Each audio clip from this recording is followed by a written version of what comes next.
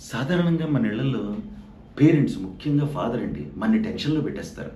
నువ్వు ఇంజినీర్ అవ్వాలి, నువ్వు డాక్టర్ అవ్వాలి, నువ్వు చార్టర్డ్ అకౌంటెంట్ అవ్వాలి, మనని టెన్షన్‌లో పెట్టేసి మనకెలా ఉంటుందంటే కుతకుతలాడిపోతూ ఉంటాం. మా సీనుగాడు రివర్స్ అండి. వీడు 6వ క్లాస్‌లోనే డిక్లేర్ చేసేసాడు వాళ్ళ నాన్నకి. నేను మన ఊళ్ళో బస్ స్టాండ్ ముందు చక్కగా చాట్ బండి పెట్టుకుంటాను. సాయంత్రం అయ్యేప్పటికి పానీపూరి, చాట్ అవన్నీ అమ్ముతాను. మంచి బిజినెస్. నా అంకుల్ బాగా నచ్చాడు నాకక్కడ. నేను ఆయన దగ్గరే పక్కనే ఇంకో బండి పెట్టుకుంటాను అని డిక్లేర్ చేసేసాడు. దాంతో ప్రోగ్రెస్ కార్డ్ వచ్చినప్పుడల్లా వాడు ప్రోగ్రెస్ కార్డ్ తీసుకెళ్ళేవాడు. వాళ్ళ నాన్న ముందు అలా పడేసి, అలా వంటింట్లోకెళ్ళి ఒక ఆలుగడ్డ, ఒక ఉల్లిపాయ తెచ్చుకొని తరుక్కుంటూ కూర్చునేవాడు. చక్కగా ఆలుగడ్డ, ఉల్లిపాయ తరుక్కుంటూ కూర్చునేవాడు. వాళ్ళ నాన్నకి టెన్షను. అర్జెంట్‌గా ప్రోగ్రెస్ కార్డ్ మీద సంతకం చేసేసి, ఒరేయ్! నువ్వు ఆ ఆలుగడ్డ, ఆ ఉల్లిపాయ తీసుకెళ్ళి బయట పారేయ్. ముందు బయట పారేయ్.